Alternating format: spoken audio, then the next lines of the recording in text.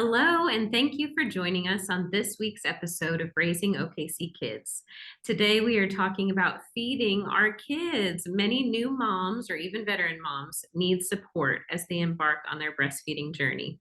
Here to chat with us is Becky Mannel, Executive Director of the Oklahoma Mother's Milk Bank, as well as Heidi Russell, Executive Director of the Coalition of Oklahoma Breastfeeding Advocates, called COBA. We are so lucky to have these passionate experts here in Oklahoma that provide resources, help, and support literally on a 24/7 cycle. Thank you both for joining us today. Thank you. Thank you. We're excited to be here. I'd love to start with a little bit more in-depth introductions on the both of you. So wearing many hats with us is Becky Mannel, who has worked in lactation for over 30 years. She is currently the board chair for the Coalition of Oklahoma Breastfeeding Advocates, which is our state's nonprofit breastfeeding coalition. She is also executive director of the nonprofit Oklahoma Mother's Milk Bank. Additionally, she is the executive director of the Oklahoma Breastfeeding Resource Center on campus of the University of Oklahoma Health Sciences Center, which houses the Oklahoma Breastfeeding Hotline, a free call and text resource. In 2020, Heidi Russell became the first executive director of the Coalition of Oklahoma Breastfeeding Advocates, a member of the United States Breastfeeding Committee, and founded in 2000. COBA's mission is to promote, protect, and support breastfeeding in Oklahoma. Heidi loves collaborating and partnering with other organizations to ensure that Oklahoma families feel supported and empowered as they strive to give their children every opportunity to grow, be healthy, and be strong. So I'd love to open up this discussion by hearing more from you about your own journeys in feeding babies. It's clear you're passionate, you've made it your life's work, but I want to hear straight from you why you're passionate about helping other moms along the way. And Becky, I'd love to start with you. Okay. My journey started as many of my generation that are actually, working and active in the lactation field. Started when my husband and I started our own family. And so when our first child was born, I was married to an OBGYN, and I still am. And my oldest now is, I'll give away my age almost, but he is 37 years old. And I quickly discovered, first I got all the normal information from my OB-GYN doctor, which were breastfeeding pamphlets from the formula industry. And then found out after the baby was here that as I was having problems with breastfeeding, that no one knew how to help me. And I was surrounded by physicians, and none of them knew anything about breastfeeding and knew how to help me. And that not only frustrated me, it infuriated me. Why can you have something as important as breastfeeding and encourage moms to consider breastfeeding, and then there's no help if you're having any troubles whatsoever? So after a few weeks, my husband came home one day and he said, they just hired this person called a lactation consultant at the hospital. Maybe you should talk to her. And I'm like, how long have you known that? So anyway, fast forward, that led to me later on, changing careers and going into this field once all three of our kids were born. And we'd moved here to Oklahoma and kind of, really found the same type of environment, that it was very difficult to, as a new mom, to communicate or connect with people who were knowledgeable and skilled in this field. So here I am today. I'm sure it's very validating for many of the moms listening to hear that even you, who is married to an expert, had issues, because it's not easy. And that's what we're here to talk about today. And to think that the people that you think should be experts actually are not. That's what I learned too, that everyone in the medical field at that time, that there was hardly anybody who really knew anything about breastfeeding. So I'll turn it over, let Heidi have a turn. Well, I guess, my breastfeeding journey was 21 years ago with my son. And I guess it's like, if I knew then what I know now. And something that I just love about being a part of COBA and being a part of the lactation community is that there's so many resources, and there are so many folks who are available to help you. One, if you will feel confident enough to ask for help. And I think that, I think about, 21 years ago, and things haven't really changed in terms of, I think, women and, high achieving people, and we can do it all, right? And that's a stupid question. And gosh, what is a lactation consultant? Is she the same thing as a nurse? And I just remember when I heard about COBA, because I had worked professionally in pediatric healthcare pretty much my entire adult career.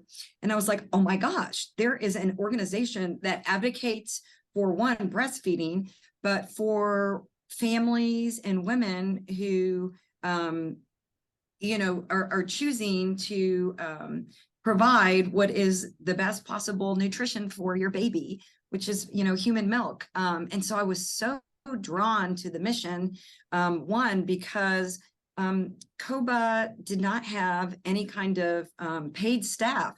So you have this incredible nonprofit breastfeeding coalition founded almost 20 years ago by women such as Becky Mannel, who are working professionally to make sure that women have the resources. And I just was so drawn to the mission and really to the board. And it's such a welcoming community, making a job change after spending, 27 years doing something different. And I told Becky actually just yesterday in preparation for this podcast and some other things, it's taken me 3 years, I feel, to kind of feel like empowered to kind of go into a room and feel confident even to, ask questions. But there are so many resources out for not just moms, but for our partners, for dads, for families. Breastfeeding is a family affair. And so just we need to support our families. We need to support moms and get them the resources that they deserve. Well said. It is not done in a vacuum. It's done in a family unit and a community with support. And I'm so thankful you two have made it your career to help the community in general and support moms. I know I speak for so many when I say that. So I'd love to talk about what the accreditation process looks like to become an international board certified lactation consultant. Many people might not know that many lactation consultants are board certified. And I'd also love to know how many are certified in our state. Why are things like this important when it comes to breastfeeding moms finding the help that they need? So IBCLC, which is the acronym for that really lengthy name you just read off, are certified by an international organization. So an IBCLC in Australia takes the same certification exam as an IBCLC in Oklahoma, which is really cool. It's really the only healthcare certification like that. So that's pretty exciting because we now have over 34,000 IBCLCs around the world. And then here specifically in Oklahoma, we have about 200. So we definitely don't have enough. We need more. And I know Heidi can speak to what COBA is doing to increase those numbers. But IBCLCs come from different backgrounds, and a good number may have come up through the nursing profession, but becoming a nurse is not a requirement to be an IBCLC. And many have maybe done something like I did, gotten interested in this when they were starting their own families and decide to, make a career change. Some go to school and, are interested maybe in nutrition and then hear about lactation and think, oh, wow, that's really cool. That's what I want to do when I grow up. So there's different pathways, but kind of the three main elements to meet the requirements for the exam are getting some general college education, and there's some basic education courses it's around 2 to 3 years worth of college level courses. Then there's lactation specific education that they have to complete. And then there's clinical training. So IBCLCs have to have clinical training before they ever become certified. So they're getting, some kind of supervised clinical experience. And that's the only certification out there that has both college and clinical training requirements. There's many others in the field, such as, say a peer counselor or a La Leche League leader, which are also very, very valuable because that's that mother-to-mother support. And they may be volunteers, they may be working in a WIC clinic, and they're, they're not IBCLCs, they're providing just that kind of, more counseling and support.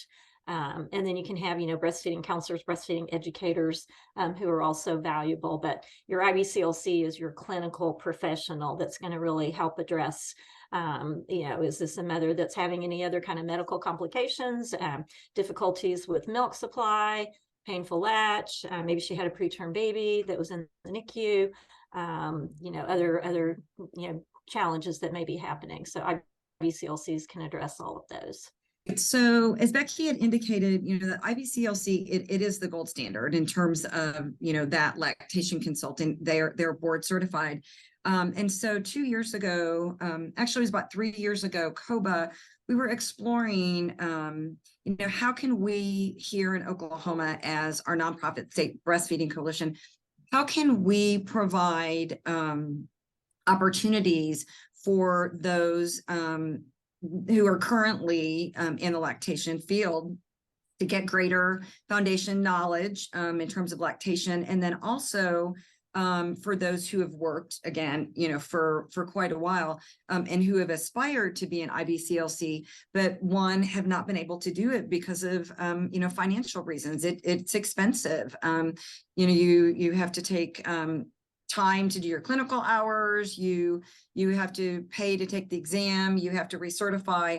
And then we know, not just in Oklahoma, but throughout the United States, there are not enough lactation consultants and IBCLCs of color here in Oklahoma, whether you represent a Black, Indigenous, person of color population, or whether you're serving that population, whether you're serving a population in rural Oklahoma or a marginalized community.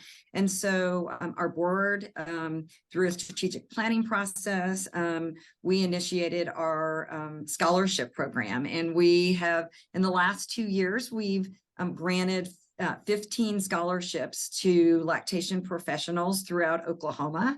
Again, we have priority populations that, again, our mission is to increase the number of lactation consultants of color in Oklahoma.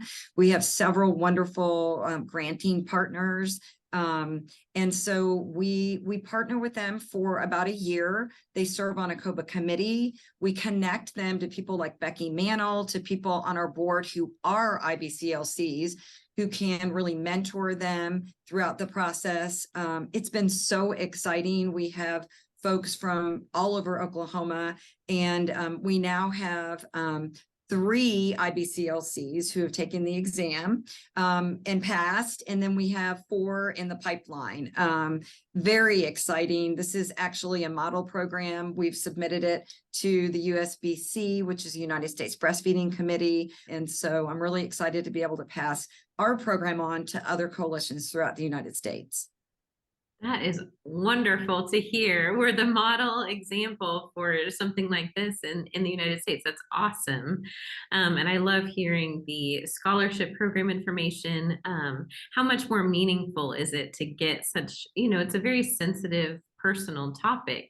So to get that advice and support from someone who understands you before you have to explain anything, how valuable is that as a mother? You're already feeling so vulnerable. Everyone's telling you your opinions, and you're trying to kind of sort through what's best for your life and your family. So that is wonderful to hear that is really a priority within the organization. I thank you for sharing that. Absolutely. One resource that I would love to highlight that you all do is the Oklahoma Breastfeeding Hotline. If you're not familiar with it, it is available free of charge, 24 hours a day, 7 days a week, every day of the year, holidays and whatnot. You do not have to live in Oklahoma to use this service. The hotline is for nursing mothers, but also, like we mentioned earlier, their families and their partners, maybe even expecting parents, healthcare providers, anyone in need of breastfeeding support and information is welcome to call this hotline. And further, the hotline is staffed by breastfeeding experts, just like we mentioned, the International Board Certified Lactation Consultants, experts in breastfeeding. The hotline is a callback system, so you can just call and leave a message for a return call. For routine issues, callers are contacted that same day. For non-urgent issues, the IBCLC on call will be paged, and then urgent calls are returned within 1 hour. There's also a text service that works the same way. For maybe you're in a position where you can't get on the phone, your baby is screaming, you can't hear somebody in the background. Inevitably, there's that urgent need for support at 3 a.m. This always happens, and you just need to be able to quietly ask for advice. It's so helpful. So I'd love to talk about this. What problems and support do breastfeeding experts typically assist with over these 24-hour helpline calls? Either of you can start with this one. Yeah, Heidi, I'll start with this one. And also to brag, again, when our breastfeeding hotline opened in, I want to say 2009, we were the first hotline of that sort in the entire country. Oh my goodness, I did not know that. So our hotline has been a model for other states that have contacted us and asked all kinds of questions about, how is it funded and how many people do you have and how do you run it and how can we do the same thing? So we are very, very proud of our hotline. Yeah, year after year, one of the number one reasons that mothers or new parents call is some kind of concern about milk production. Am I making enough milk? How do I know if I'm making enough milk? Is my milk good enough? My doctor told me I needed to start supplementing because my baby wasn't gaining weight. So that's a very common question. Probably the next most common question that we see in more recent years now. They kind of change from year to year, but lots of questions about medications. My doctor told me I need to take this blood pressure medication. Is that going to be? And he told me to call the hotline. That's what we're seeing more of, as our hotline has really I think raised awareness and given good information for so long that physicians refer their patients. Well, call that hotline place, and let's see what they say. And so those are, and then just some other where can I get what's a good kind of pump? I'm going to be going back to work. How do I manage that? What do I do if I'm having, problems latching my baby, or my breasts are painfully full? How do I manage that? So just almost, really almost any question that you can think of that a breastfeeding, mother or family member might come up with. So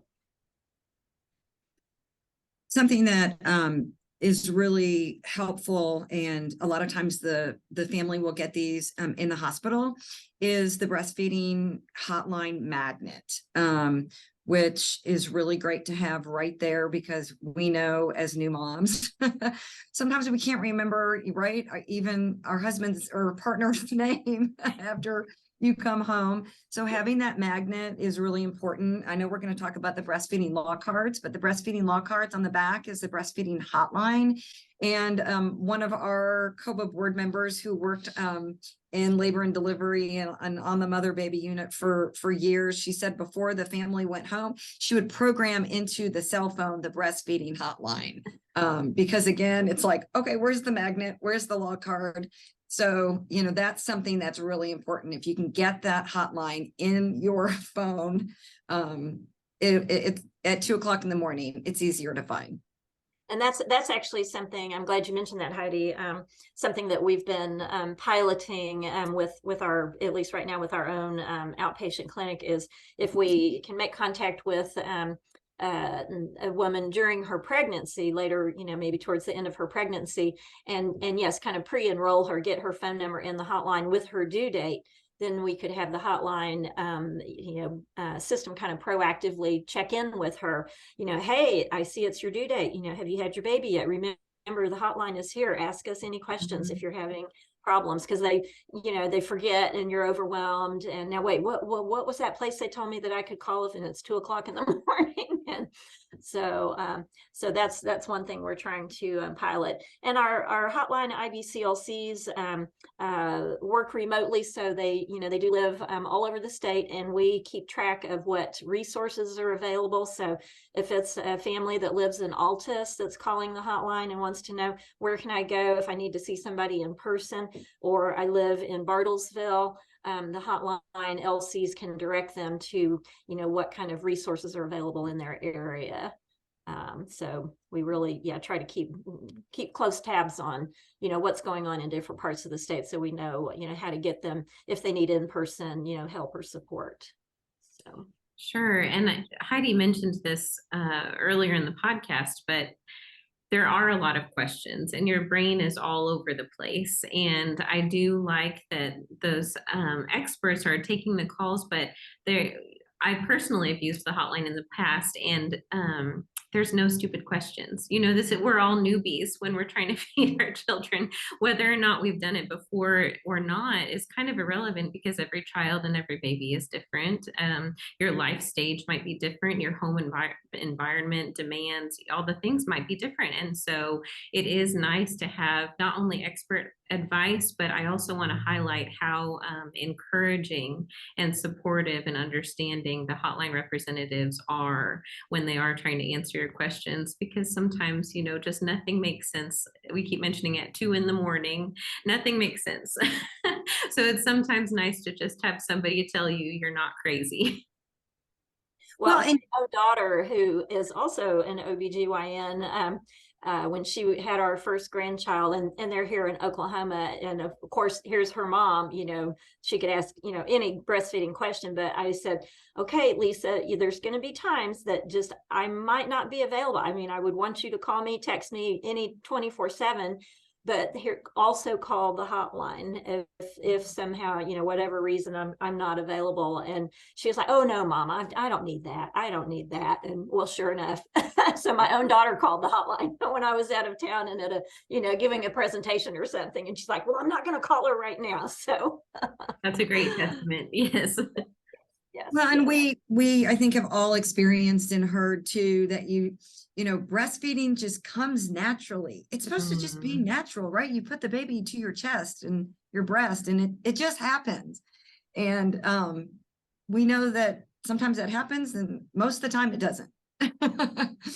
Right. And things change, and it is, I appreciate you saying that, Heidi, because I think that is kind of what we think is going to happen in your head. It's just natural. This is just what you're supposed to do. And even that thought process can be very damaging to the breastfeeding journey if any hiccups come up along the road that you don't know how to handle. And so even more so why those supportive experts can be really helpful in situations where, your confidence might be hurt. You need to be confident as a mother.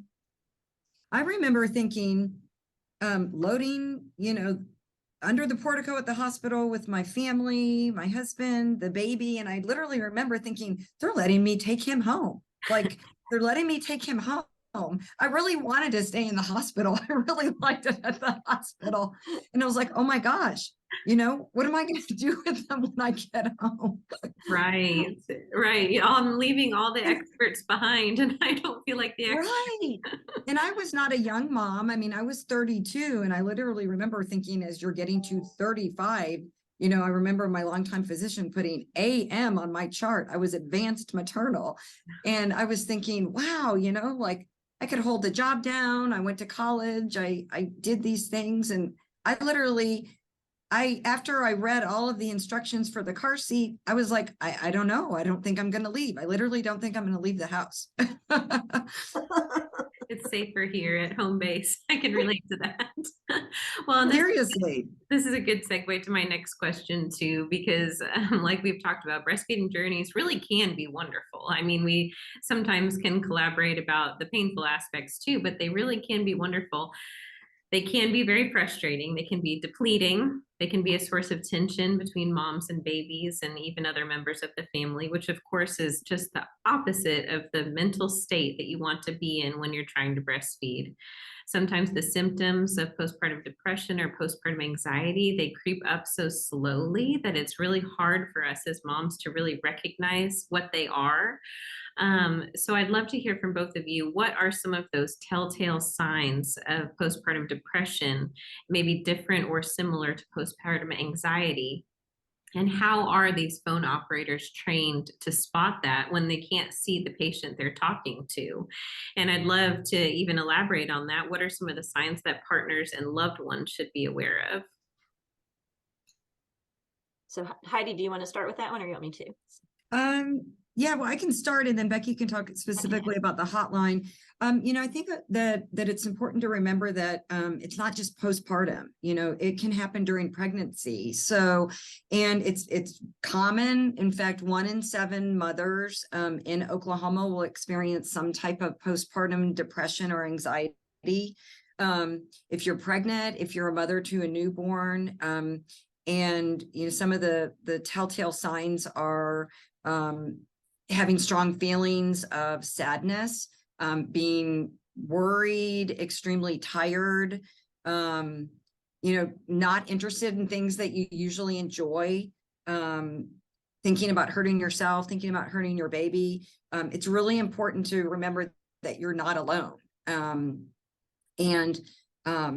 I remember specifically someone that I had worked with literally for over 20 years, and it happened with her second baby. And I remember visiting her, after the birth of her second baby. And I knew something was, wrong because I knew her so well.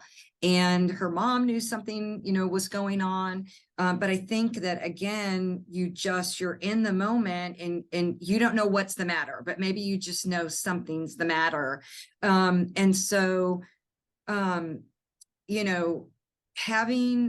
We talk about having a birth plan and how important that is, but it's really important also to have what I learned through a wonderful gentleman at the Oklahoma State Department of Health named James Craig, who we can post his information for you. Having a postpartum plan is so important because things are so different, like our new normals, right?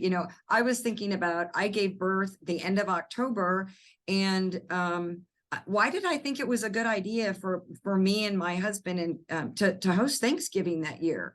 I was thinking about, we hosted 35 people at our house for Thanksgiving 3 weeks after having the new baby, and it's things like that you're thinking, okay, scheduling your sleep as part of your postpartum plan, scheduling a time for you to eat. Think about how busy you are when you're maybe feeding the baby from the breast, and then you're also pumping if you're going back to work. Maybe you have another child, or you have obviously other responsibilities outside of your home or in your household. And then it's 4 o'clock and you think, I haven't even eaten, but I've run like a marathon today because I've been pumping and I've been feeding the baby. And so those are little things, scheduling sleep, scheduling food, making sure that you have a support system that's within your circle of influence to maybe, take the baby for a walk so you can take a shower, or you can go to the restroom, without maybe having the baby with you.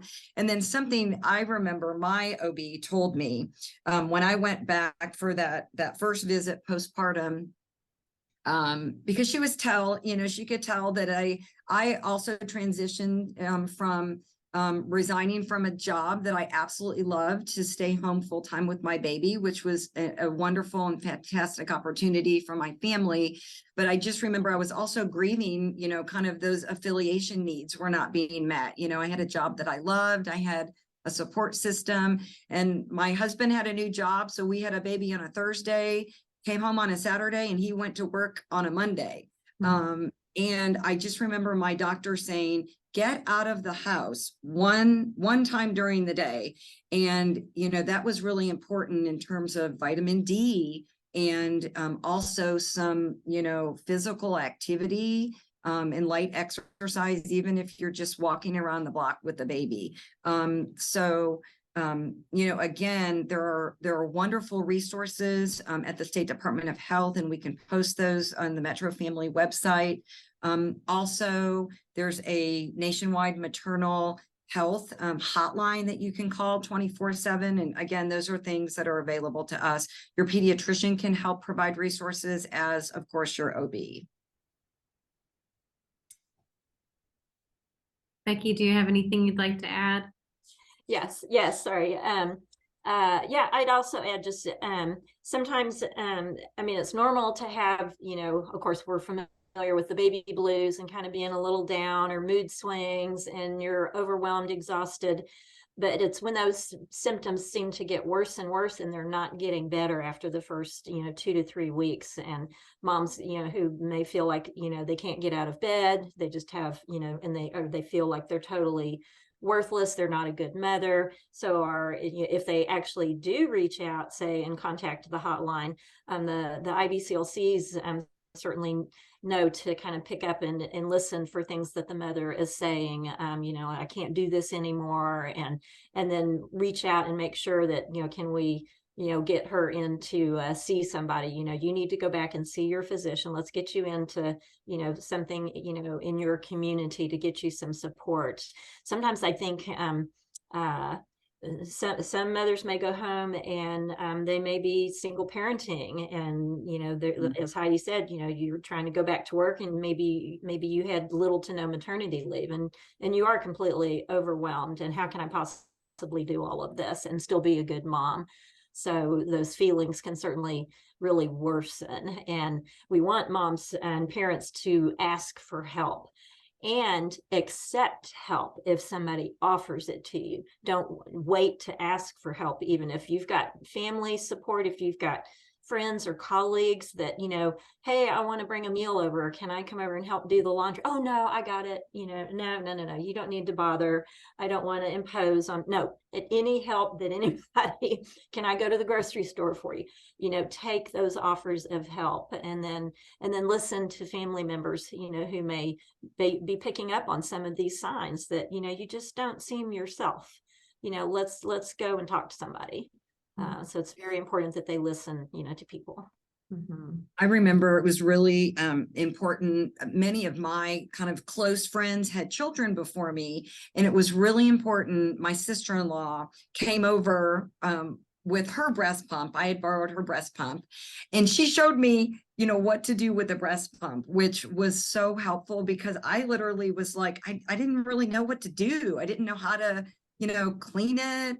I didn't know how to, if I could freeze the milk, if I could warm up the milk in the microwave. Like, that was so important to have, like, really, feel vulnerable. You're already in a vulnerable state, but having someone there that you really trust, that you could feel vulnerable with, going, hey, I don't know what I'm doing here.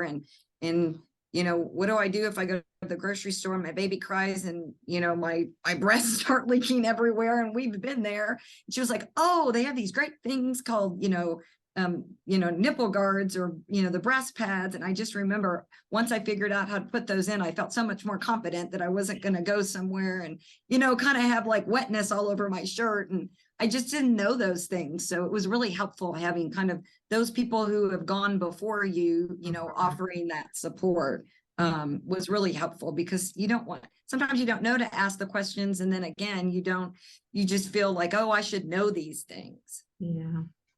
Well, and we were not meant to do this in a vacuum, is kind of the moral of the story. We were not meant to be doing this in an isolated state. And I think that's why you two are here talking about what you do, because this is a big job. Raising, growing, feeding, caring for a human is a big job.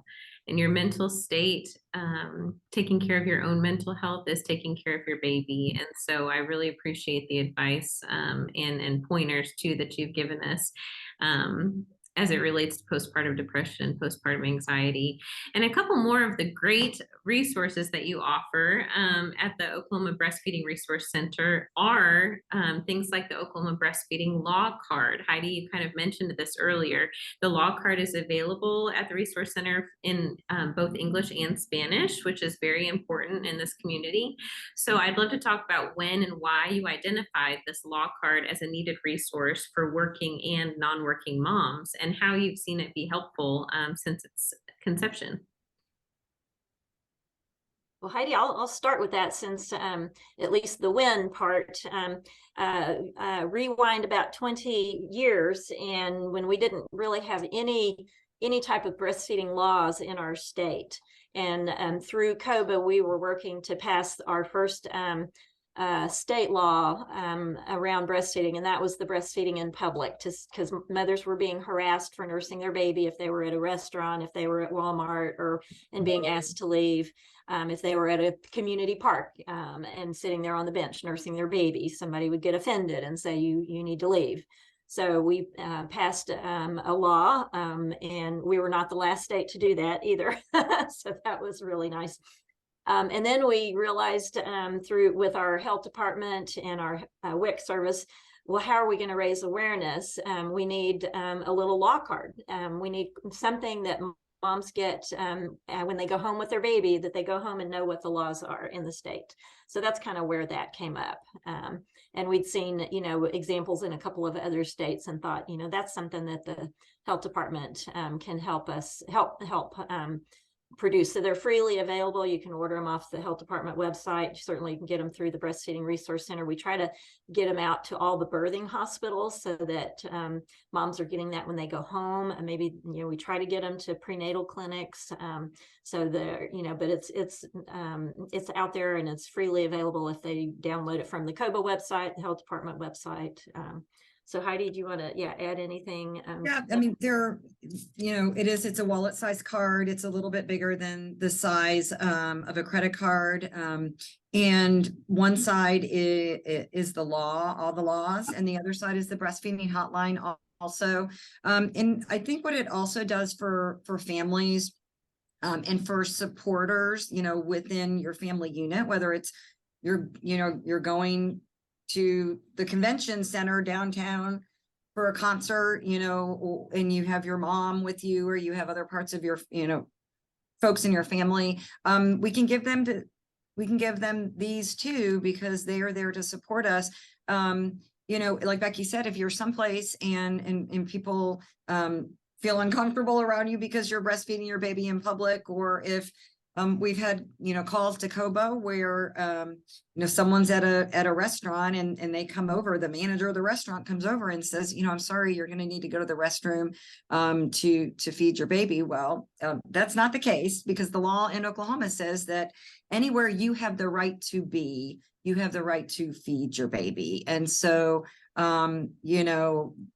this gives us confidence if we need that to say, thank you. Thank you for that information, but here's how I can educate you today and your staff, so that the next time a breastfeeding family comes in, they can feel welcomed in your establishment. And also, throughout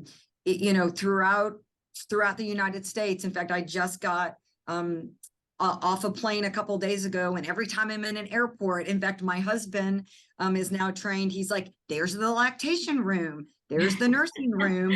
And, and it's really nice now, because in airports, in addition to having, maybe a family restroom, there's also lactation pods that are there, where you can go into the lactation pod. There's oftentimes like soothing music, so you can't kind of hear what's going on around you, which gives you an opportunity to kind of relax, to feed your baby. And so we're seeing, these opportunities and support systems throughout the United States and in our state. In fact, Becky and I just had an opportunity to tour the Oklahoma County Courthouse. If you are a breastfeeding parent and you are called for jury duty, you are exempt. You can ask for an exemption for jury duty if you choose. If not, and you want to fulfill that civic duty, we had an opportunity to tour the courthouse, and they have some beautiful lactation spaces there at the Oklahoma County Courthouse. We're working with them on becoming what's called breastfeeding friendly work site designation in Oklahoma through COBA and the Oklahoma State Department of Health. There are almost 400 companies, hospitals, health departments throughout Oklahoma who have gone through a process. They've created a lactation space for their employees or guests that come to their facilities. They have a formal lactation policy for their employees. What we know is having a breastfeeding friendly, supportive environment for families once they return from, their family leave. It makes the process much easier, not just for that lactating person, but for the employer also. That's something that's really important to remember. Talking about the need to pump for breastfeeding, once you return to your place, your place of employment outside of your home, that really needs to happen before you go on leave. Sometimes maybe we don't feel comfortable talking with our supervisor or our HR department, but those are things that really need to happen, before you go on maternity leave. It makes for a better situation for all involved. I do like how the law card outlines that, because so many of us are dual income families. So many moms do go back to work, and if they choose to continue breastfeeding, what are their rights? We've talked about how vulnerable breastfeeding can make you, and I think that's highlighted in the workplace, where you're kind of performing as both roles in your life. So that is very important, and it's important to know what an employer can and cannot ask of you if you choose to breastfeed.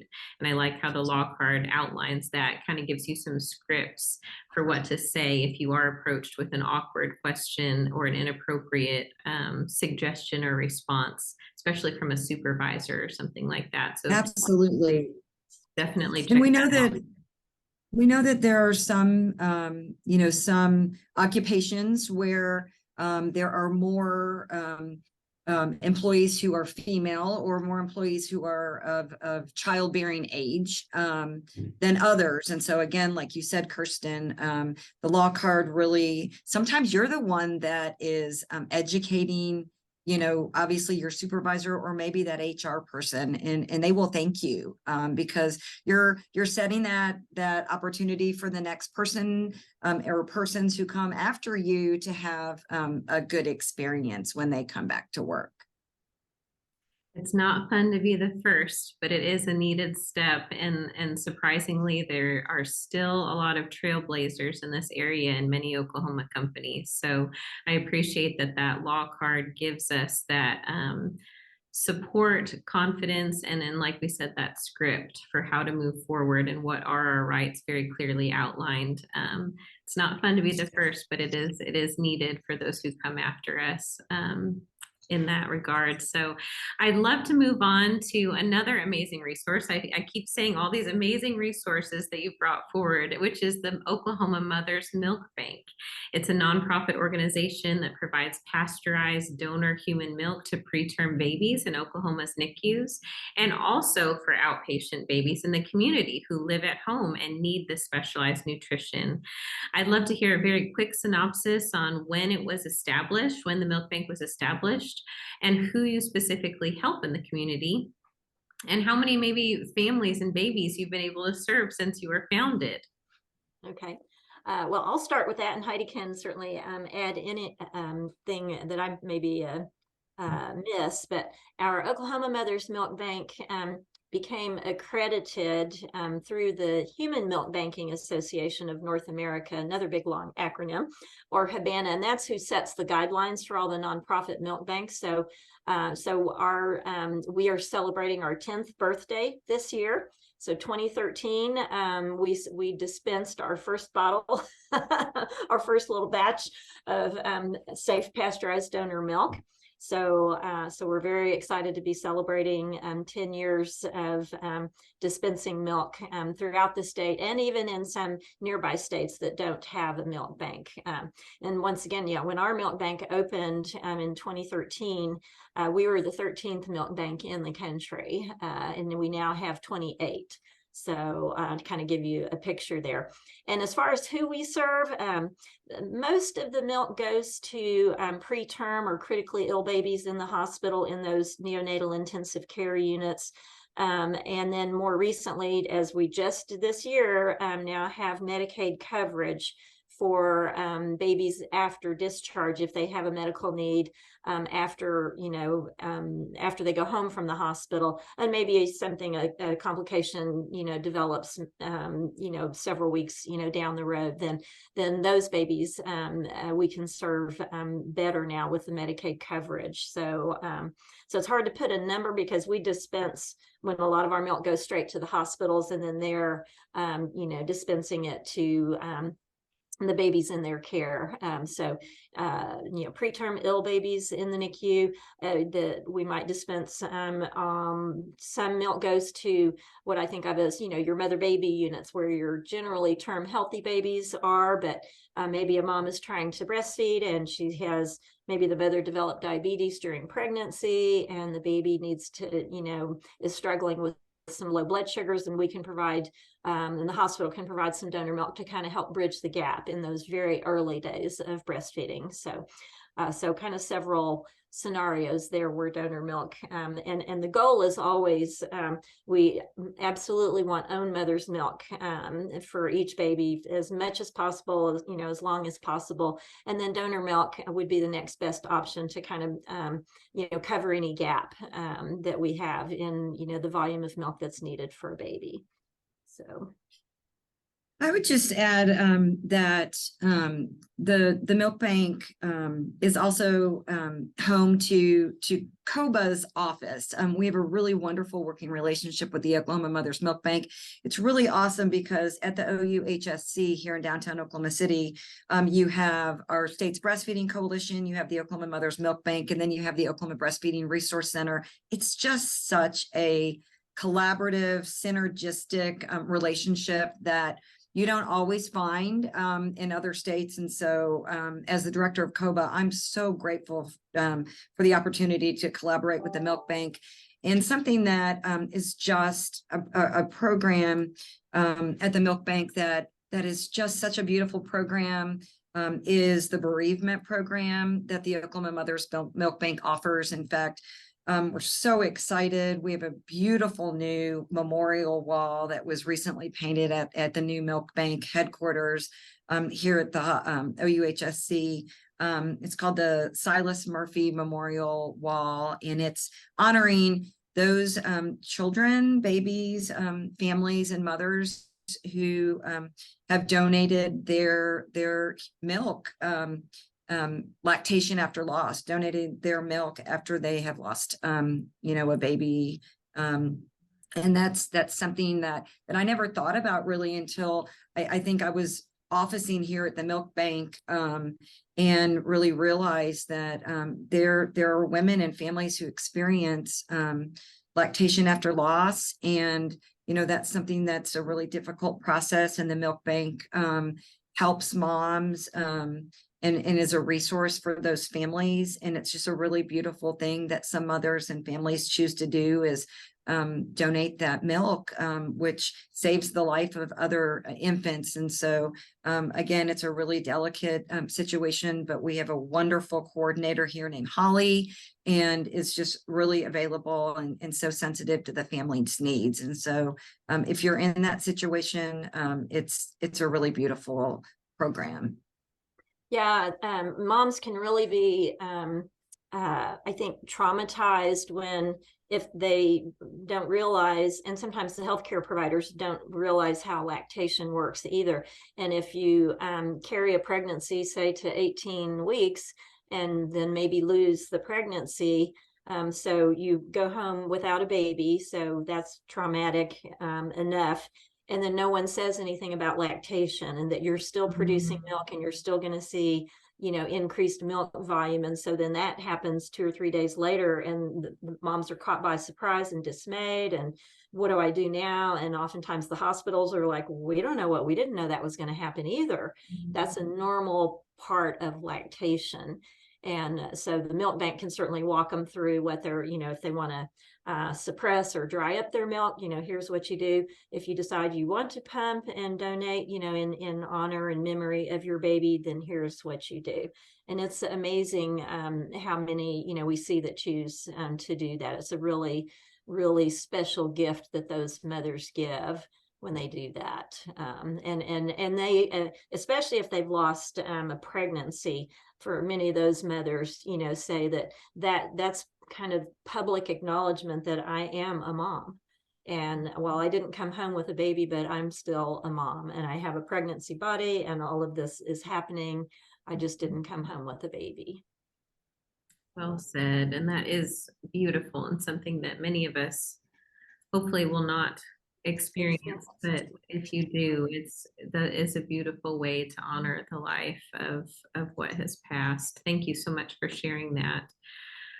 There's so much information on the Milk Bank's website about being a donor, whether you're in a bereavement situation or you just have an oversupply. There's ways to volunteer. There's donor requirement processes. So definitely check that out if you feel called. It is a need in Oklahoma, especially with what we've all been hearing about in the past few months, the formula shortage. It's put so much strain on families trying to find the best way to feed their babies. I'd love to hear from you about how families were able to access milk from the milk bank and how the milk bank adjusted in light of the formula shortage.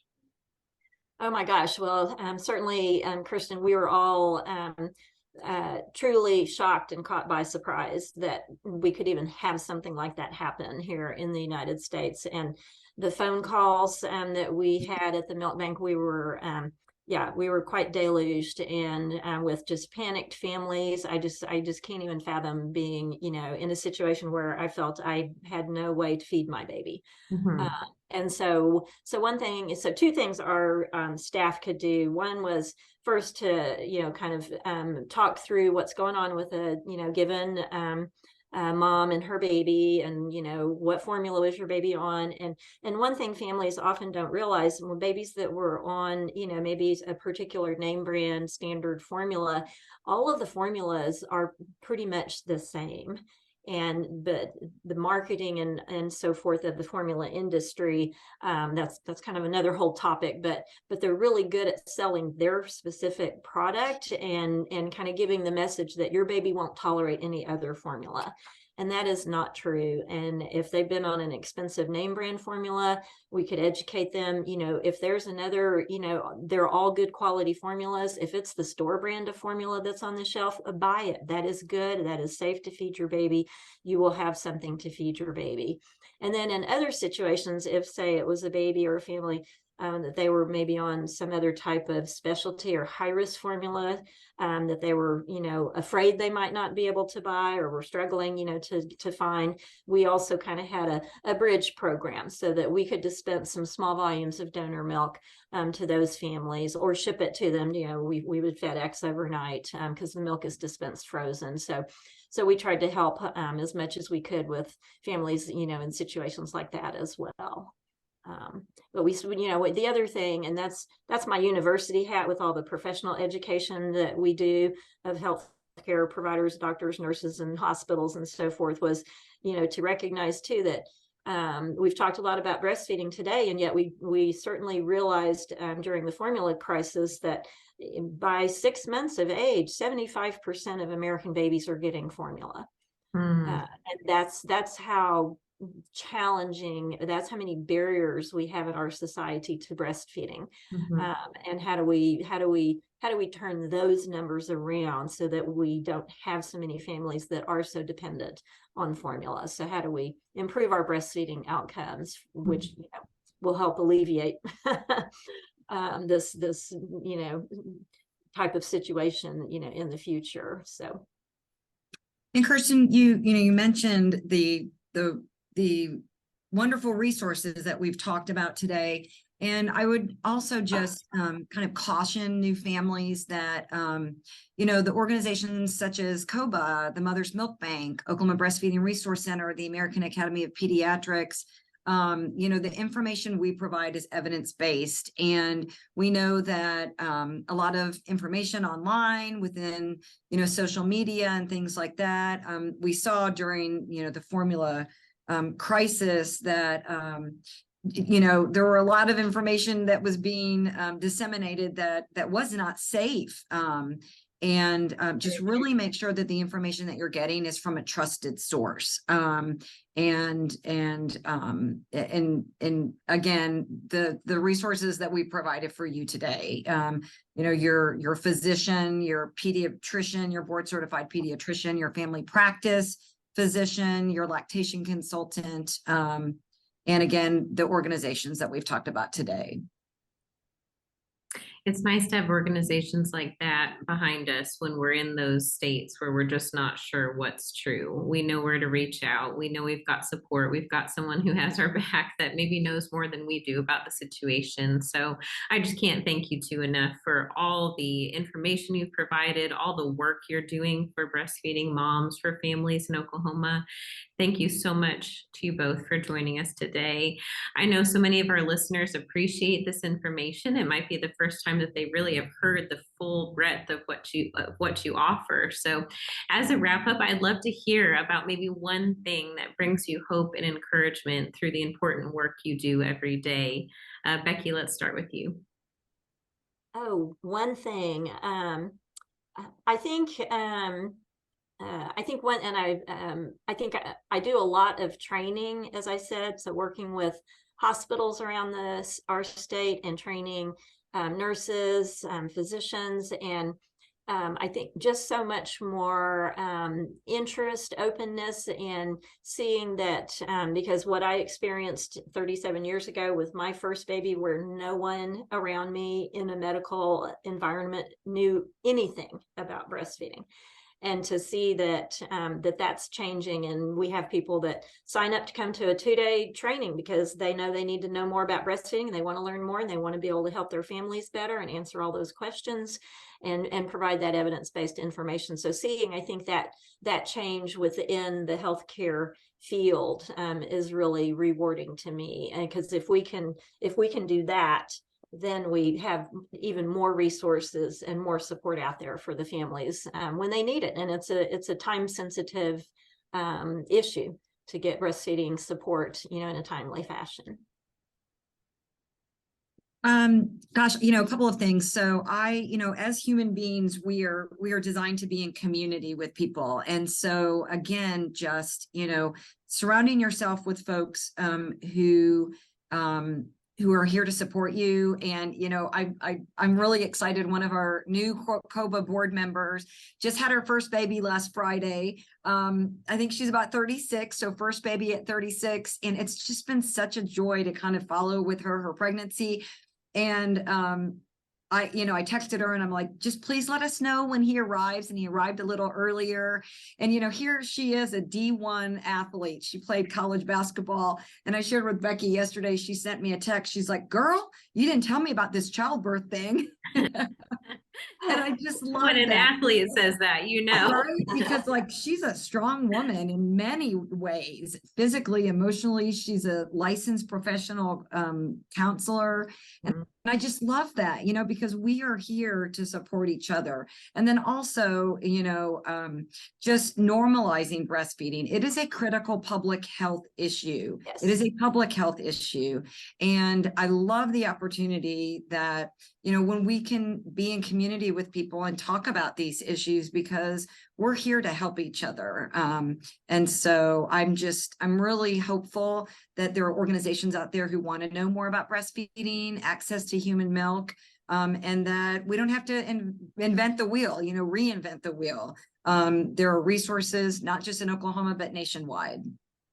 I would add one more thing on that too, Kirsten, because we like to talk about, and you'll hear this sometimes from physicians, breastfeeding is a choice. And if mom wants to breastfeed, great. If she doesn't want to breastfeed, great.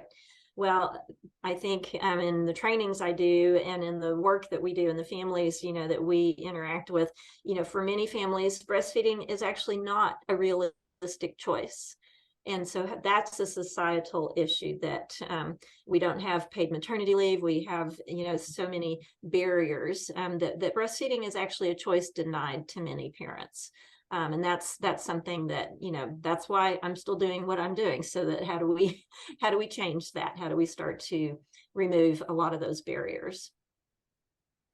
Well said, Becky. And Heidi, what you said about, having that support and community around you and that it's not easy. I mean, the grace that you've both given moms listening on this podcast today, but also the evidence-based learning that we can get from the organizations that you are so involved in. I just can't tell you how much we appreciate it. The work you're doing to pass laws and protection and concrete boundaries and support for breastfeeding moms, it's so needed. We have so much more work to do.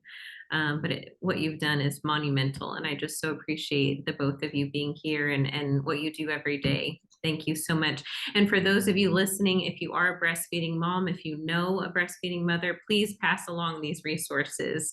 There are things they might not have top of mind, but they need to, especially the Oklahoma Breastfeeding Hotline number, which we will put all this in our show notes. Their number is 1-877-271-MILK, which is also 6455, or you can reach them by text. Please text OK, the number 2, BF, to 61222. Further resources can be found through the Coalition of Oklahoma Breastfeeding Advocates, Oklahoma's Mother's Milk Bank, and Oklahoma Breastfeeding Resource Center, which also runs the hotline. We will link all of this in our show notes. I know it's so much information to digest, but definitely go look at the resources, get some of those cards, the magnets you can just stick to your fridge so you can know at a glance. This is just so helpful. Thank you again, Heidi and Becky, for being with me today, and join us next time on Raising OKC Kids.